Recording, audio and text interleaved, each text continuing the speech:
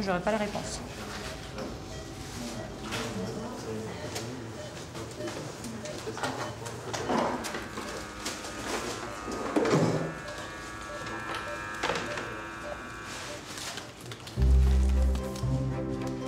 Dans l'enchantement simple, Christian Bobin écrivait « Il faudrait accomplir toutes choses, et même les plus ordinaires, surtout les plus ordinaires, ouvrir une porte, écrire une lettre, tendre une main, avec le plus grand soin et l'attention la plus vive, comme si le sort du monde et le cours des étoiles en dépendaient. Et d'ailleurs, il est vrai que le sort du monde et le cours des étoiles en dépendent. Alors bien sûr, quoi de plus précieux que notre santé ? Cela paraît si évident à écrire, si banal, et pourtant, il m'aura fallu un séjour en hôpital pour comprendre à quel point ces soins qu'on nous apporte sont essentiels. Source de vie, moteur d'espoir, et que derrière chaque blouse blanche, rose ou bleue, il y a un homme ou une femme profondément impliqués. Une personne dont le métier est une pierre essentielle, posée sur un édifice complexe. Notre édifice. Non, pas de rampe. Vous êtes assez fort pour pas avoir de rampe. Je vous le pose là? Oui. Voilà, vous le prendrez? D'accord. À tout à l'heure? Tout à l'heure. C'est une vocation depuis toute petite. J'aime beaucoup le relationnel avec les personnes. C'est vrai que c'est quelque chose qui est très intéressant pour moi. Du coup, je me suis dit, pourquoi pas tenter infirmière. C'est vrai que j'avais un peu peur parce qu'on me disait que beaucoup, en étant en bac pro, que c'était pas le même niveau, que ça allait être difficile. Mais bon, je me suis dit, pourquoi pas. Du coup, je suis rentrée à l'école en septembre. Oui, après, c'est juste là, quand tu arrives en haut. L'équipe infirmière est énormément présente là pour m'expliquer chaque soin. Même les aides-soignantes, que ce soit aides-soignantes et ASH, ils sont vraiment présents là. On leur demande quelque chose, ils sont présents, ils nous expliquent si on ne sait pas faire ou on ne sait pas où c'est. Parce que c'est vrai qu'en arrivant en stage, on ne connaît pas la structure et c'est pas évident à s'adapter. Et là, je ne monte pas plus haut, non? Non. Tu peux monter, on redescendra après. Ouais, comme ça alors. Jusqu'en dessous du genou, ouais, et puis tu redescends. Et je redescends.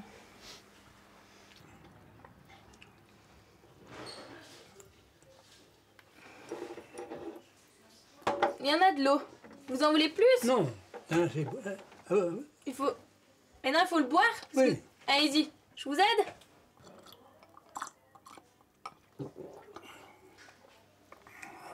Encore?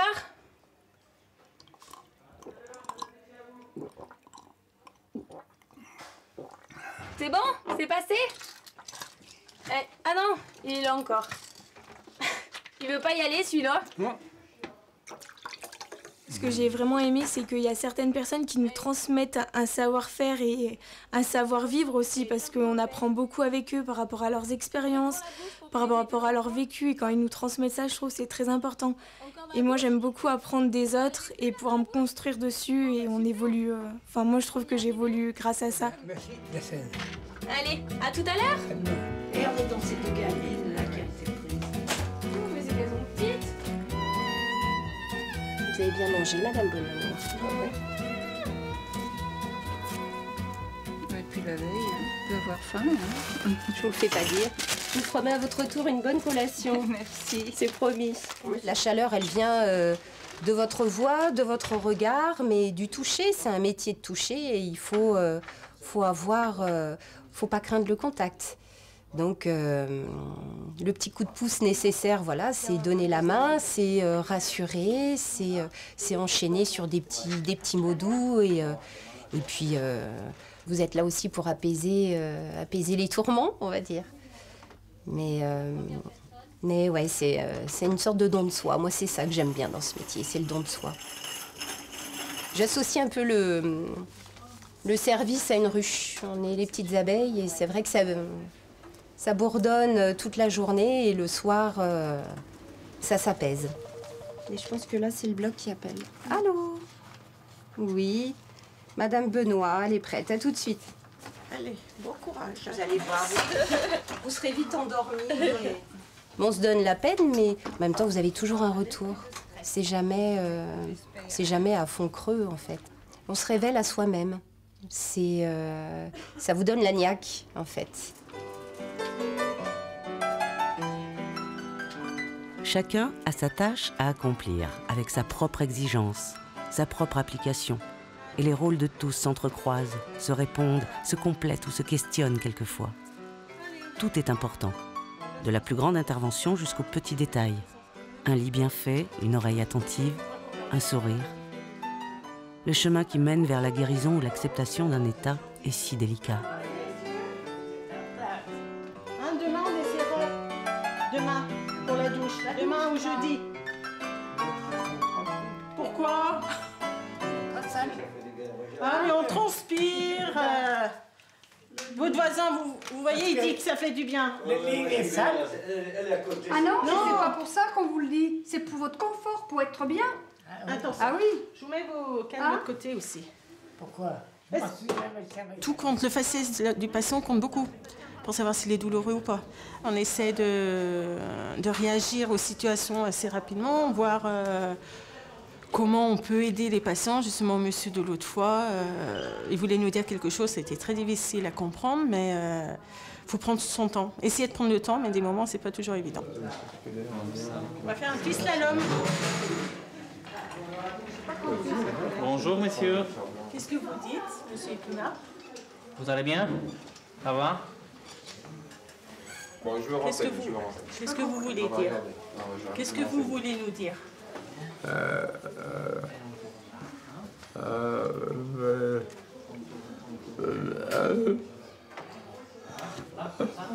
Non, Allez, allez. Hein? calmez-vous, prenez votre temps. Je veux... Vous voulez écrire sur l'ardoise? Il marche en rayon. On va écrire, hein, sur l'ardoise magique. Des moments se sont démunis, parce qu'on n'a pas tout... Est-ce que vous avez soif? Des moments on ne peut pas apporter de solution tout de suite. On essaie de voir, justement avec l'équipe, ça compte beaucoup une équipe. Le travail d'équipe, c'est vachement important dans ces moments-là, quand on a, personnellement, si on n'arrive pas à faire quelque chose, voilà.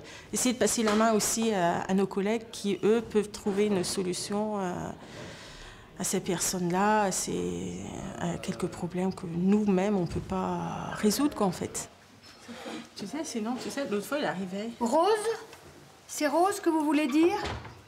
Eh ben, qu'est-ce qu'elle a, Rose? Elle vient cet après-midi, Rose?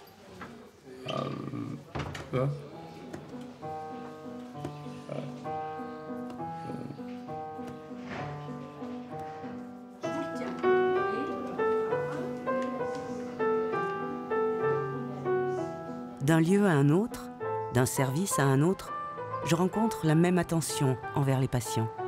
Et c'est une belle porte d'entrée vers l'humain que me proposent tous ces travailleurs de la santé. Une porte qu'ils entr'ouvrent au fil du temps, avec leurs connaissances, leur expérience, mais aussi leurs doutes, leurs fatigues, leurs faiblesses, leur volonté, avec tout ce qui les rend à mes yeux tellement humains et dignes. Bonjour. Ça va? Je vous réveille. Vous avez passé une bonne nuit? On doit vous préparer pour le bloc, monsieur Persekhini. Déjà, je vais vous prendre les constantes, la tension. Et puis après, on va prendre une douche. Ok? Allez. Bonjour, monsieur. Bonjour. On va refaire votre lit. D'accord? Ça va? Oui? Allez. Vous avez bien dormi? Non, pas trop. Vous êtes fatigué? Allez, on va monter un peu le lit. Ce qui est parfois difficile avec les patients qui ont des trachéos, c'est qu'on ne discute pas. C'est pas la parole tout le temps. Nous, on leur parle, ils sont fatigués. Mais bon, c'est vrai que c'est le toucher, c'est le regard. Ils ont l'habitude, ils nous connaissent, ils ont l'habitude de venir plusieurs fois dans le service. Et voilà, ça c'est important. C'est une relation et des fois on n'a pas besoin de parler pendant des heures avec eux. Ils savent qu'ils peuvent avoir confiance en nous et voilà, et qu'on est là pour eux, quoi. Bon, qu'est-ce qu'on fait? Vous voulez qu'on vous emmène? Hein? On vous emmène pour la toilette un peu? Tout à l'heure? En général, on est proche des gens parce qu'on s'occupe d'eux, on les lave, donc c'est intime. Alors ça vous a fait du bien hier, les amis, hein? Vous avez bien rigolé. C'est la première fois que vous voyez comme ça. Un beau sourire. Et bien adapté au sommeil adapté. Je pense que nos patients, quelque part, on les aime, quoi. On parle de tout le temps, même quand on est en pause, tout simplement. C'est vrai que la pause, on parle des patients. C'est vrai que, voilà, on se dit, allez, comment tu as fait, comment tu vas gérer avec tel et tel patient. Et puis, il faut voir, quand on est dans la maladie, des fois, on peut être pas agressif, mais on n'est pas bien. Donc, on apporte un petit peu de sourire, de légèreté dans ces journées qui sont pas faciles. Ça va, Madame Valentin? Vous sentez bien? Fatiguée, hein? Et au niveau de la respiration, il y a des changements, non? Non, ça va.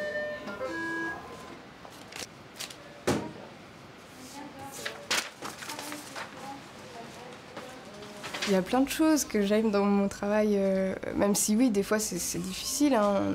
Des fois on a beaucoup de travail, il y a des fois pas mal de pression, on a pas mal de responsabilités aussi. Il faut qu'on soit quand même très consciencieux, très concentré. Là, je serre trop, c'est bon. Vous le montez assez haut, comme ça permet de bien le bloquer. Voilà. Des fois on a des patients qui sont difficiles, des situations.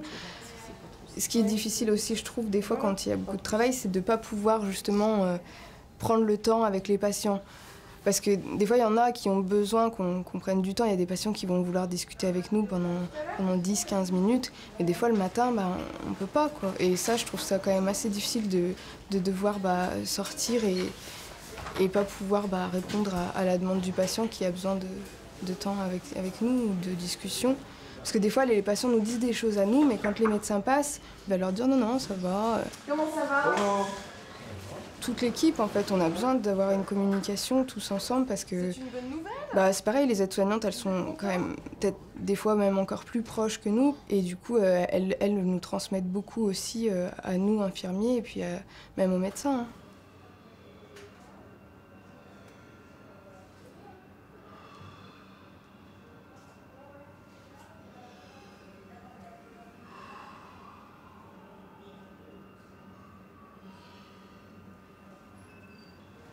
J'aimerais bien...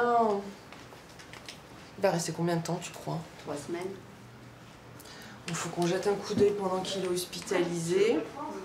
Et moi, il faudrait que je le revoie dans pas trop longtemps, hein, parce qu'il est fragile. Les équipes marades médicales sont des équipes qui sont présentes 24 heures sur 24 avec des postes. Donc vous avez les équipes du matin, vous avez les équipes du soir et les équipes de nuit. Donc avec des temps de chevauchement où il y a une transmission de beaucoup d'informations concernant les projets de soins de patients. Moi, ma présence étant à la fois le matin et à la fois l'après-midi, du coup je fais le lien avec l'ensemble des équipes. Il vient de chez lui. Oui. Il est greffé. Le 12, il sera greffé le 12 juillet. Le 12, hein? Oui, c'est sa femme qui lui donne un. 12 juillet. Il est suivi par qui? Il est suivi par... Finalement, la prise en soin des patients, elle n'est pas que centrée sur les problèmes médicaux. On recueille tout un tas de données quand un patient entre à l'hôpital.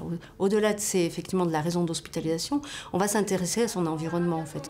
Comment on organise également le retour? Est-ce qu'on a des problématiques simplement au domicile qui font que ça va être compliqué pour le patient, qu'il va falloir qu'on l'aide?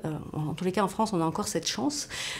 C'est de plus en plus compliqué, il faut le reconnaître, mais on a encore cette chance d'être un peu très complet dans la prise en charge. En tous les cas, on tente. Mais il va falloir consolider tout ça. D'accord? D'accord. Vous revenez nous voir sans déambulateur? J'espère. J'espère. Au revoir. Au revoir, madame. Merci. En fait, quel que soit notre niveau d'études, nos choix de métier ou nos possibilités, on est tous embarqués dans une même aventure, éternellement renouvelée. Me confiait un jour un jeune ambulancier. Ces mots tout simples me reviennent en mémoire avec une évidence bouleversante. Chacun apporte sa pierre à l'édifice. Mais sans respect de la notion même de l'édifice fragile qu'est notre santé, tout pourrait disparaître. En réponse à ces menaces, dont ils sont conscients, les travailleurs de la santé réagissent, solidaires. Bonjour monsieur, c'est pour le nettoyage de votre chambre. On a tous besoin les uns des autres. Hein. Quand on est médecin, on est content de voir que les aides-soignantes prennent bien soin des patients le matin, qui sont bien lavés, bien habillés, bien aidés.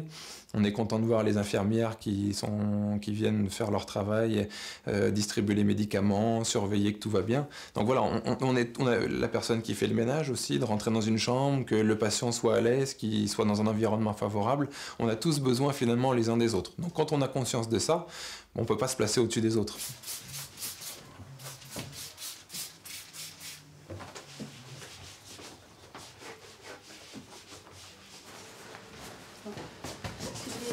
Donc si on ne met pas le pli au milieu, ça ne va pas le faire.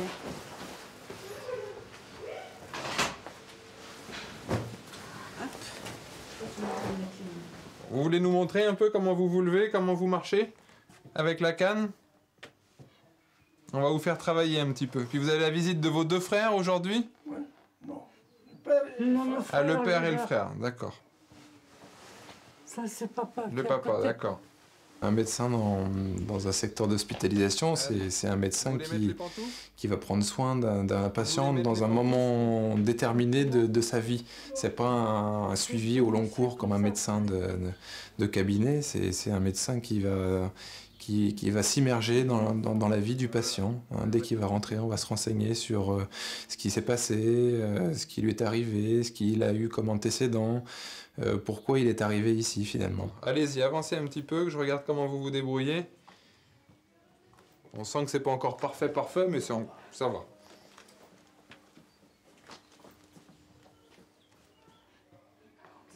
On va voir si je suis costaud. Vous avez bien déjeuné, c'est bon. J'ai bien déjeuné, c'est bon. La première qualité, enfin la première façon de bien prendre en charge, c'est déjà d'écouter.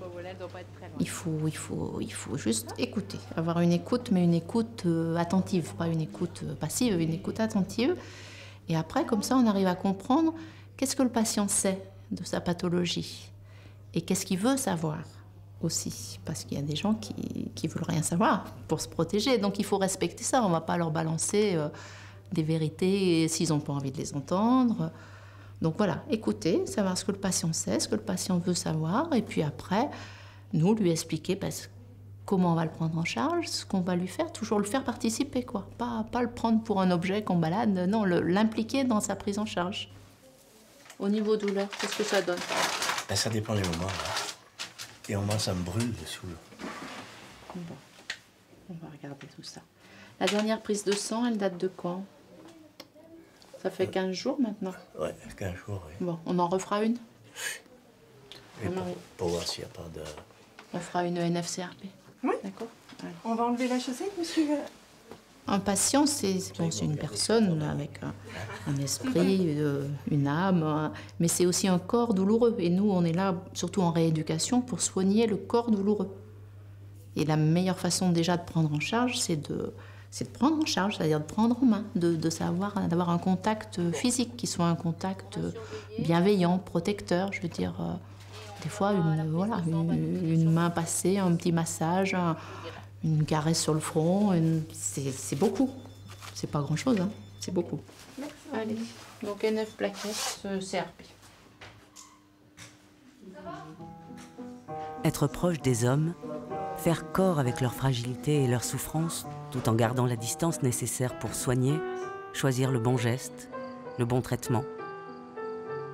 Je comprends au fil de mes rencontres l'extrême complexité du travail des médecins hospitaliers. J'apprends leur modestie face à cette science, la médecine, à la fois tellement précise et tellement subtile. Rien n'est établi d'avance. Chaque personne, avec ses pathologies ou les séquelles de son accident, répond à la fois à un protocole et reste un cas unique. Impressionné par les prouesses de certains praticiens, qui parviennent quelquefois à sauver de la mort des cas désespérés, je réalise, très ému, combien tous demeurent humbles devant la réalité de leur métier. Quand on est jeune, quand on est tout juste jeune médecin, on a l'impression d'avoir ce pouvoir-là, de sauver des vies. Alors c'est vrai qu'on l'a, parce qu'on a tous des expériences où clairement on a sauvé la peau des gens. Mais c'est un effet grisant en fait. Et puis plus le temps passe et plus ce poids est angoissant en fait. Parce que si on peut en sauver, ça veut dire qu'on peut aussi en gâcher, ne pas en sauver. Et ça, on en prend conscience qu'après. Au début, on voit que, surtout quand on fait des urgences, de la réanimation, on voit que, ah oui, j'ai sauvé. Et puis, après, il y a des échecs qui arrivent. Et là, on se dit, ouais, finalement, peut-être pas Superman. Et là, ça prend beaucoup plus de poids, en fait. Je pense qu'un jeune médecin, un médecin au cours de sa carrière n'est pas le même au début, au milieu et à la fin. On a rencontré des situations, on a mûri, on a réfléchi et on n'est pas le même. Je pense qu'on apprend les connaissances médicales, mais devenir médecin, ça ne s'apprend pas du jour au lendemain. Ici, monsieur B. D'accord. Bonsoir, monsieur. Il y a beaucoup qui se passe par la transmission. Moi, je crois vraiment au compagnonnage et avec la multiplication du nombre d'internes, c'est en train de se perdre. Il y a tellement d'internes qu'on n'arrive pas à s'occuper d'un seul interne du matin au soir et toute l'année. Et ça, c'est un peu dommage parce qu'il n'y a qu'en ayant quelqu'un tout le temps à côté de soi qu'on peut lui transmettre tout. C'est-à-dire lui transmettre le geste chirurgical, mais aussi les choses à dire en consultation, la manière de réagir, la manière d'être, la manière de faire. Enfin, toutes ces choses qui ne s'apprennent pas. C'est-à-dire qu'on peut apprendre une technique chirurgicale. Dans un livre, on peut apprendre un singe à faire de la chirurgie. Il n'y a rien de compliqué au final dans la chirurgie. Mais on ne peut pas apprendre à un singe à réfléchir et à raisonner. Voilà. Et ça s'apprend pas, ça se transmet. Et c'est par imbibition presque. C'est-à-dire que c'est pas en étant dans la salle d'à côté qu'on peut savoir ce qui se passe et comment on réagit face à une situation d'urgence ou même juste une situation intellectuelle d'urgence de réflexion. Il faut être à côté, il faut voir, il faut profiter, il faut tout écouter pour arriver à en apprendre un petit peu. Parfait. Bon, on verra avec Monsieur Seguin. Apparemment, la sortie, ça sera pas demain, mais après-demain. Le temps qu'on organise un peu tous les anticoagulants comme il faut. Ouais, le docteur Seguin passe me voir. D'accord, c'est ce qu'il vous a dit. Donc, pas de sortie demain. Oui, ça arrive d'avoir le doute, tant sur une indication chirurgicale que sur une urgence. Qu'est-ce que je fais? Je l'opère pas, j'attends. Qu'est-ce qui est le mieux pour le patient? Moi, ça m'arrive, je sais que je peux appeler et que j'aurai une réponse. Au moins qu'on pourra discuter. Pas forcément une réponse, parce qu'il n'y a pas de... Le docteur X n'a pas plus la réponse que moi, mais au moins une discussion. Et c'est de la discussion que naît l'idée ou qui permet de mieux arranger ses idées personnelles et de savoir ce qu'on a envie de faire. C'est ça que moi je recherche, c'est une vraie équipe où on peut partager les patients, les bons moments, les mauvais moments, les patients qui vont bien, où on se dit « Ah, c'est cool, il va super bien avec le sourire », et puis ceux qui vont pas bien. On n'est pas tout seul à porter toutes les complications, parce qu'il y a des jours, c'est un peu lourd, en l'occurrence pour mes petites épaules à moi, quoi. On a un bon alignement de la corticale médiale, mais on note quand même qu'il y a ce défaut qu'on voit encore mieux ici et ici, qui sera à surveiller. Bon, ça n'aura sans doute pas de conséquences. Le chirurgien, il est tout ça en même temps. L'architecte, le conducteur de travaux et l'ouvrier. Voilà. Ce qu'on doit transmettre, c'est tout cet ensemble. Or, le jeune interne, lui, ce qu'il veut, c'est faire de la chirurgie. Il veut prendre les pinces, il veut découper, il veut faire de la coagulation, il veut faire l'aspect très répandu de l'idée qu'on peut se faire du métier de chirurgien. Je mets un clip parce que j'aime bien que ça tienne bien. Quand les vaisseaux sont un petit peu trop gros, la coag, ça marche moins bien. Par contre, je mets pas de clip côté pièce parce que côté pièce, ça va chez l'anapathe. Et l'anapathe, il a des tas de petits instruments coupants et précis qui vont se casser. Le microtome n'aime pas le clip. Pince à clip. Ouais. C'est comme pour construire une maison, mettre des parpaings et puis étaler le ciment, c'est bien, d'accord, mais c'est pas tout. La chirurgie, ça s'apprend beaucoup en consultation. En consultation, de dire alors quelles sont les options thérapeutiques, la discussion d'amont.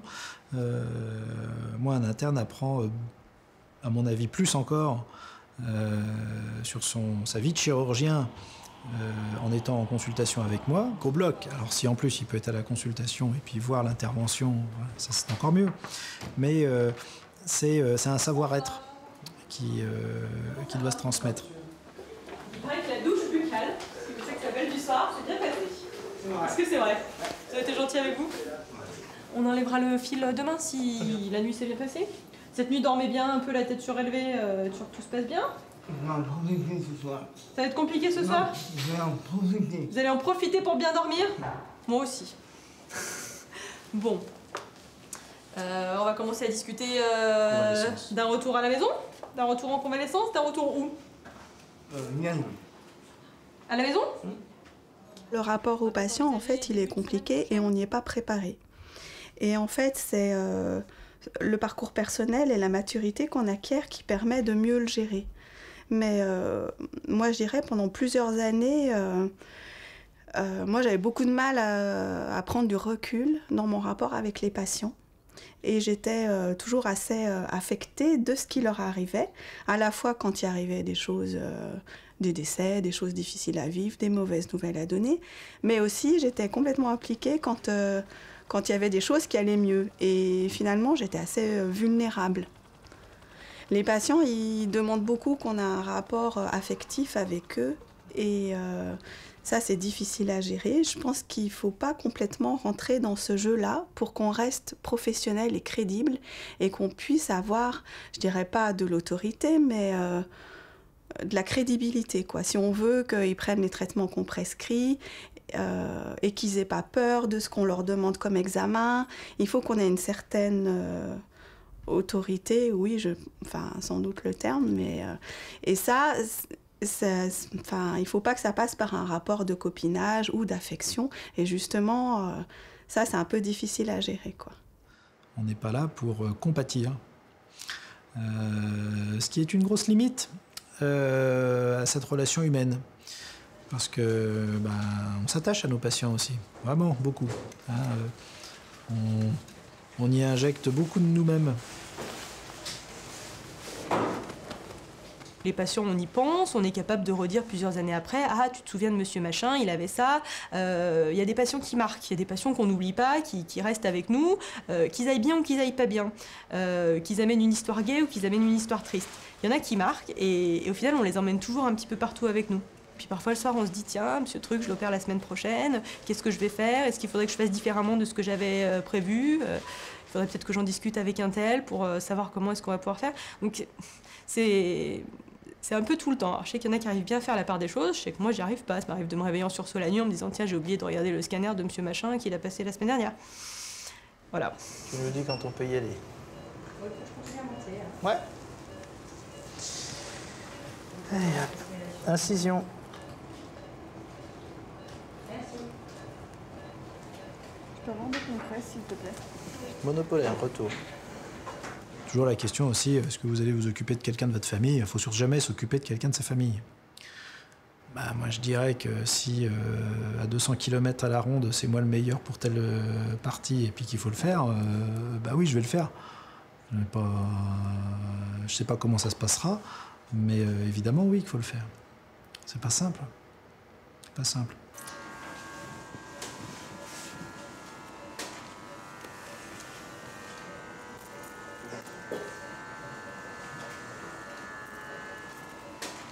La médecine allopathique, la médecine moderne, entre guillemets, c'est quelque chose de violent. C'est violent avec de la chimie, c'est violent avec de la biochimie, c'est violent avec de l'électricité, avec du bistouri, c'est de la violence. Voilà. C'est un acte fort qui nécessite qu'en face, il y ait une acceptation. C'est un acte consenti. Cet acte fort, ça peut être délicat de le proposer parce qu'il faut être très présomptueux, quelque part, quand même, pour dire à un papa ou une maman écoutez, votre enfant, il faut l'opérer, il faut lui faire ci, ça, voilà, machin. Ça, je pense que ça va bien se passer. Je pense qu'il vaut mieux le faire parce que sinon, ce sera moins bien. Faites-moi confiance. Je ne sais pas s'il y a un seul chirurgien qui est réellement très à l'aise, à moins d'avoir complètement perdu les pédales, en faisant la proposition thérapeutique. ça marche quand on dit un nerf de remontée, qui remonte tout seul. Et puis, c'est aussi délicat, la chirurgie, quand ça se passe pas bien. Quand ça se passe pas bien, c'est pas simple. C'est pas toujours simple, c'est pas simple pour le patient, qui lui le vit dans sa chair. Et ça, c'est un poids. On se dit que quelque part, là ça n'a pas été, mais je vais pas baisser les bras, quoi. Je vais pas arrêter, parce que il vaut mieux que je continue plutôt que j'arrête. Parce que si moi je dis je lâche l'affaire, c'est fini. Au premier échec, on s'arrête.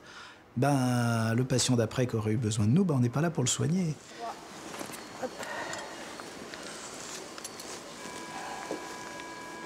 Est-ce qu'elle était... Alors ça c'est... C'est quoi ça? Ouais, s'il y avait plus bonne chose, ça fait plus veine ça. Ça c'est veine et ça c'est ça qui me plaît pas. Il y a un côté chef d'orchestre dans le bloc opératoire qui est en train de devenir un petit peu moins visible, un peu moins ostensible. Chaque corps de profession est très pro maintenant, très formé. Le savoir n'est pas restreint à une personne qui va dire à un tel tu fais ci, tu fais ça. Chacun est pro et chacun a des domaines qui dépassent un petit peu les compétences de l'autre. Voilà.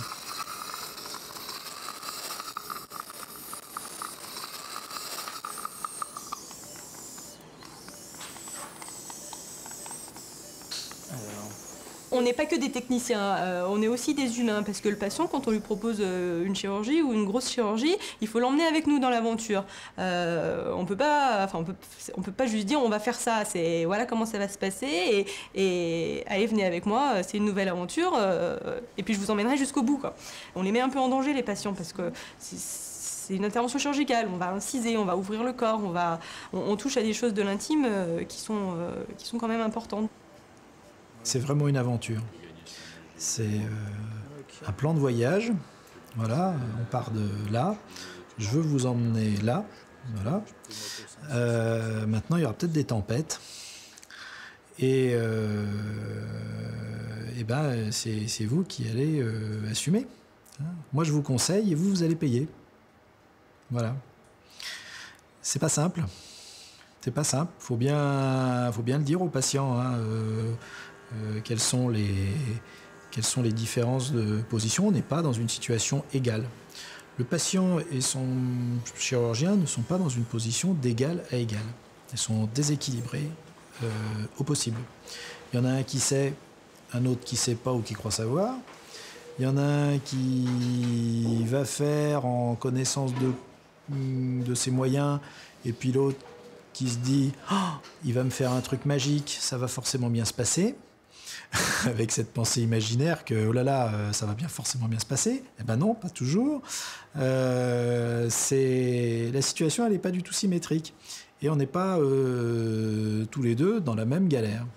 Et en fait, sur les grosses interventions, il faut porter le patient après. C'est-à-dire que le geste chirurgical, il se passe souvent bien, le patient il est préparé à tout ça, il y a tout l'après, le moment où le moral il descend, où la cicatrisation ça se passe pas comme on voudrait, où tout ne va pas bien. C'est ça le plus dur, c'est qu'il faut porter tous ces moments où ça va pas. Et puis être toujours capable de rebondir, de proposer quelque chose de nouveau, de savoir quoi faire quand ça va pas. C'est pas souvent que ça va pas, c'est souvent que ça va bien, mais les moments où ça va pas, ils sont durs personnellement pour l'ego, on sait qu'ils sont durs pour les patients, et il faut avancer, il faut garder le sourire, garder la motivation, pas trop inquiéter le patient, parce que dès que le chirurgien commence à faire la tête, le patient il se dit oh merde, qu'est-ce qui se passe, ça doit être la catastrophe, et tout de suite ça monte beaucoup dans la tête. Donc il faut être rassurant, tout en sachant annoncer les choses difficiles avec justesse. 4, 5, 6, hop.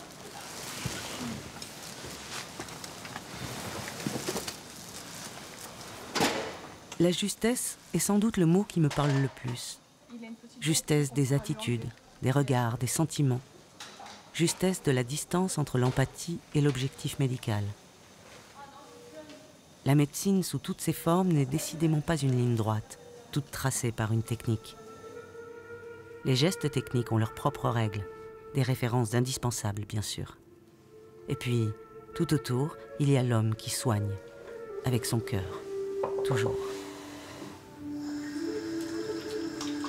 Quand on va à l'hôpital, on sait qu'il y a une infirmière, qu'il y a des aides-soignantes, qu'il y a des médecins. On ne sait pas forcément qu'il y a une esthéticienne. Voilà. Moi, j'interviens uniquement dans les services de cancérologie.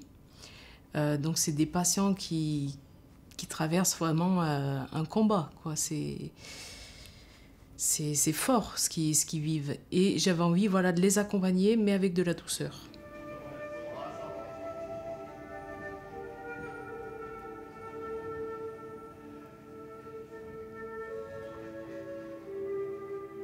Bon, les traitements, notamment les chimios, assèchent énormément la peau, il y a des rachis acnéiques, enfin voilà, il y a beaucoup de conséquences au niveau de la peau.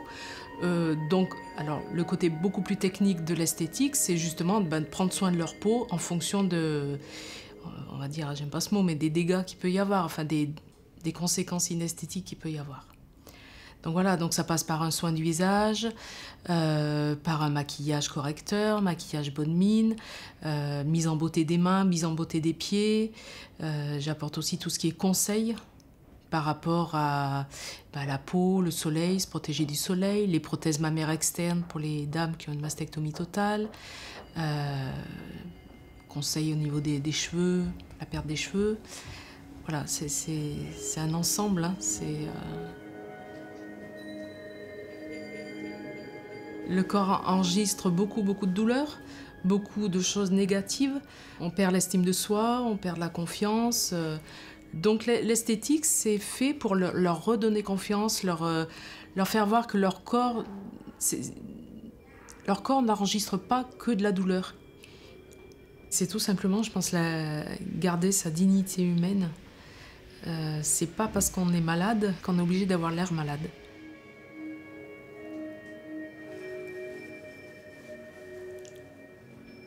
Je prends à peu près 3/4 d'heure, 1 heure par patient. Ils savent que je vais avoir le temps et que je vais prendre le temps de les écouter. Donc du coup, on me confie beaucoup de choses. Il y a ce que je leur apporte, mais il y a aussi ce que je reçois et c'est même fort. J'arrive pas à y mettre forcément des mots dessus parce que c'est des leçons de vie qu'ils me donnent. Beaucoup de ces travailleurs me parlent de ces leçons de vie. Cette force quelquefois insoupçonnée de l'être humain qui parvient à dépasser ses souffrances, ses peurs ou ses révoltes.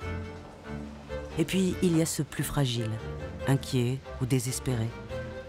L'hôpital est avant tout un vivier d'humanité, où chaque personne compte, où chaque minute, même furtive, peut être bienveillante, essentielle, et demeurer à jamais gravée. Parcourant plus de 20 km par jour à travers les couloirs pour transporter différents patients, les brancardiers ont bien souvent accès à cette magie de la rencontre humaine. 14 de 68, c'est bien simple, c'est pour ça. Allez, super, installez-vous doucement. Avancez les pieds.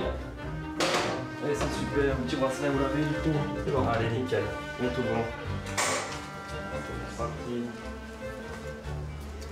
C'est un travail quand même qui demande beaucoup de mental, hein, je pense. Même brancardier, même si on les voit pendant 5 minutes, c'est 5 minutes, on les donne, ouais, ça leur fait du bien. Il y en a, ils sont contents de nous voir avant de descendre au bloc. Ça les rassure, comme ils savent qu'on va leur parler, ça va les déstresser. Ça m'est arrivé la semaine dernière, moi, c'est pour ça. Donc, il m'a dit, je suis angoissé, je fais, ah, mais c'est le moment qui arrive, après ça ira mieux. Il me dit, ouais, c'est vrai, j'irai bien après. Après, il était content, il rigolait en arrivant au bloc. Donc, la personne était mieux à l'aise déjà. Elle est partie, elle était stressée, on arrivait, elle était avec le sourire, donc ça fait du bien. C'est les collègues. Ça fait ça, les chefs, ça. Quand on parle avec eux, qu'on arrive à les rassurer, qu'on voit un sourire qui arrive sur un visage, c'est vraiment important, quoi. Comme dit ma collègue, souvent il y a des rires et il y a des... C'est bon enfant, quoi. Quelquefois, ça fait quand même bizarre de voir que les patients prennent soin de nous, quoi, en fait.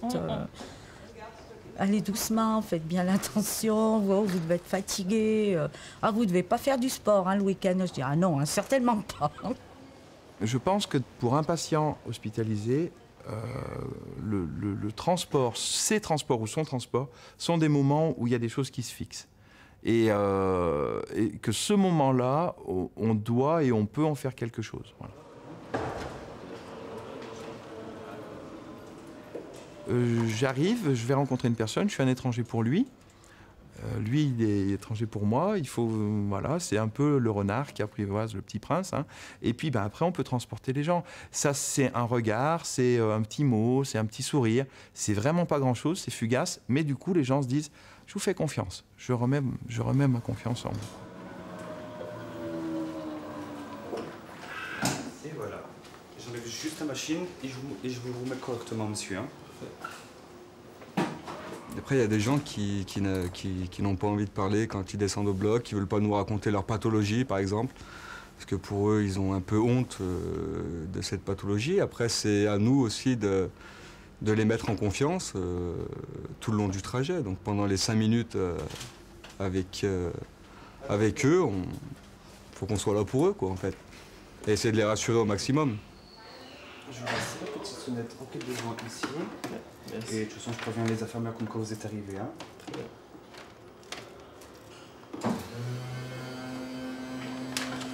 Ça nous fait connaître plein de monde. Plein de gens aussi, différentes. Donc le trajet de prise en charge est très court, mais on peut croiser des gens très intéressants. Et donc faire des découvertes, discuter de choses et d'autres.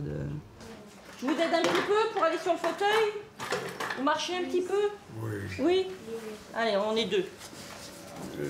Mon problème, si vous voulez, c'est mon genou droit. Ah, il y a une prothèse? Oui, il a une prothèse, je sais, mais il n'a pas de force.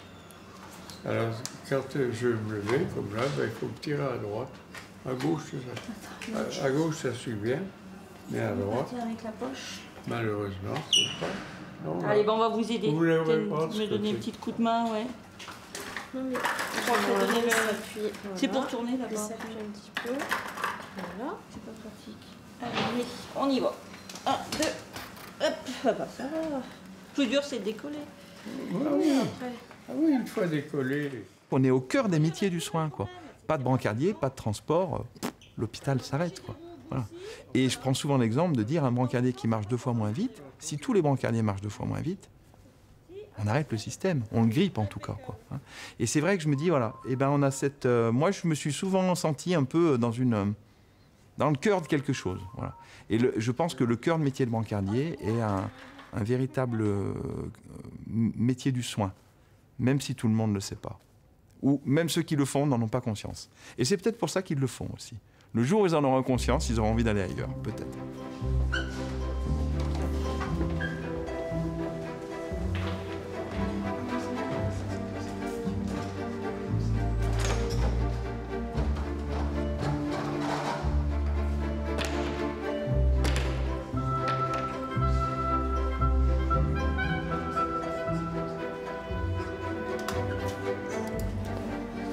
Alors, ça lui fait une MDRD à 25.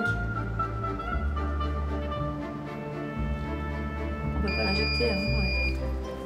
On prend la sans ange, crâne sans ange et... Donc on maintient TFP moins et E moins. Allez, ça marche. Merci. Bonne soirée, au revoir. Vous marchez un petit peu, monsieur Chalet? Ou pas du tout? Pas trop? Si j'ai fait ce métier, en fait, c'est par rapport à la relation soignant-patient qui est très importante, en fait, parce que donc, le patient, quand il arrive dans la salle de radio, il est toujours impressionné par le matériel, par ce qu'on va lui faire, il est stressé parce qu'il n'est pas bien, il est malade, et on sait qu'on va découvrir quelque chose ou pas. Et dans ce stress-là, la fonction du soignant est très importante. Peut-être un ou deux peu là. Allez, on tourne. On va mettre les pieds de ce côté.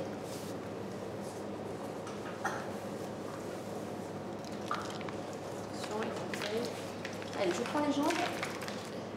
Allez, laissez-vous aller vers moi. Oui. Tournez. Tournez. Voilà. Allez, monsieur. Les gens se confient énormément en fait. C'est vrai, quand ils sont sur le scan, on commence un petit peu à engager la conversation. On s'aperçoit que voilà, le temps de les piquer, on les installe sur la table, on a le temps de dire pas mal de choses. Et finalement, ils nous disent beaucoup de choses en fait, parce qu'ils ont besoin de dialogue et de dire des choses. Et c'est vrai que finalement, c'est court, mais c'est beaucoup de choses en peu de temps. Scanner, vous avez déjà passé? Non, jamais. Jamais? J'ai passé On commence par le thorax. sous un éclair après. D'accord, le PET scan. C'est un métier aussi où il y a beaucoup de techniques, donc c'est très intéressant parce que c'est hyper varié. On peut arriver à faire donc des scanners, faire des radiologies, des radiolits. On fait de la radiologie interventionnelle vasculaire. Il y a du scanner interventionnel. Enfin, c'est un métier qui est hyper varié en fait. On peut faire plein de choses. Et du coup, il y a ce côté humain qui est très très important et ce côté technique qui nous plaît tous en fait. Voilà, vous écoutez simplement la machine et ça va bien se passer. Allez, on vous laisse. Il y a un lien qui se tisse entre le médecin et le manip radio et du coup, on travaille un petit peu, voilà, on travaille en équipe et c'est ce qui est plaisant aussi, quoi. On ne travaille pas avec une machine, simplement avec une machine, on est avec une équipe, quoi. C'est un travail d'équipe et c'est ce qui plaît, ce qui nous plaît tous, je pense, en tant que manip. Respirez de nouveau.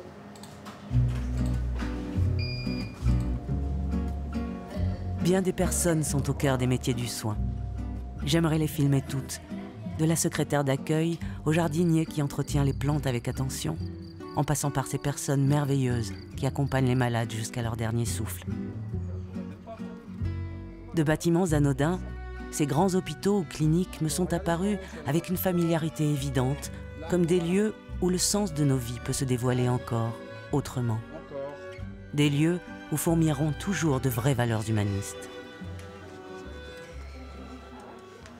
S'il n'y a qu'une chose qu'il faut retenir en tant que kiné, c'est qu'il faut aimer l'humain, c'est tout. Il faut vraiment aimer les gens. Et il y a une chose que je dis toujours, quand moi j'avais des stagiaires kinés, c'est quand on est fatigué, quand on n'a pas le goût, il n'y a qu'une seule chose qui peut vous motiver, c'est de vous dire « et si j'étais à sa place ?» Et bien des fois, ça vous dit « allez, j'ai pas le goût, il est lourd, c'est difficile, il faut le mettre debout, il faut forcer avec le dos. Et ben je vais le faire quand même parce que si moi j'étais à la place du patient, et ben j'aimerais que le kiné qui me suive, il puisse faire ce que je fais avec lui. Ça va dégager un peu les poumons, le bouger. Oui. Je pense que chaque cas est particulier. Il y a des gens qu'il faut un peu bousculer en disant maintenant allez, hop, on y va, hein. On arrête de se mettre à l'intérieur et de se dire que ça va pas. On redresse la tête, on y va. D'autres, il faut être beaucoup plus doux. Il faut prendre le temps, il faut les écouter. Pendant qu'on fait la kiné, il y a une partie aussi de mécanique et puis il y a une partie aussi d'écoute, de rigolade, parce que des fois on rigole aussi ici. Hein. On essaye de les booster de cette manière-là. Et ça marche. Un, il faut rire. L'autre, il faut être plus sérieux. Le troisième, il faut le pousser. Le quatrième, il faut être tout doux. Mais le résultat, normalement, sur le long terme, il est pas mal. Est-ce qu'on essaierait de faire un peu de vélo? Ouais. On essaye de faire un peu de vélo. Jamais fait. C'est vrai? Il y a un début à tout. Hein. Allez, venez. L'envie de vivre, que vous ayez 20, 30, 40, j'ai eu des gens de 85 ans qui avaient plus envie de vivre que certains qui en avaient 40, malheureusement. Donc, le plus facile pour nous, c'est quand les gens ils ont envie. Quand ils ont envie, c'est un plaisir. Allez-y un peu. Allez-y, ça donne quoi? J'ai pas dit que ça allait être facile, hein, non plus. Hein? J'ai pas dit que ça allait être facile, hein. Allez-y. Plus doucement. Qu'est-ce que ça donne? Les prothèses à mon genou. Mais je sais. Il y en a plein qui font du vélo avec des prothèses, hein. Ça va ou c'est trop dur? Je pense qu'on devient bon avec l'expérience, en parlant avec les gens, malheureusement en faisant des erreurs, et puis ça, on corrige ça tout doucement. Des erreurs, on en fait tous, donc voilà, c'est pas plus compliqué que ça.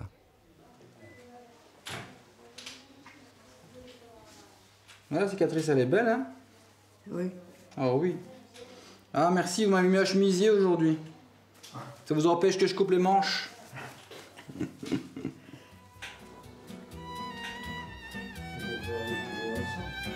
Ouais. Oula.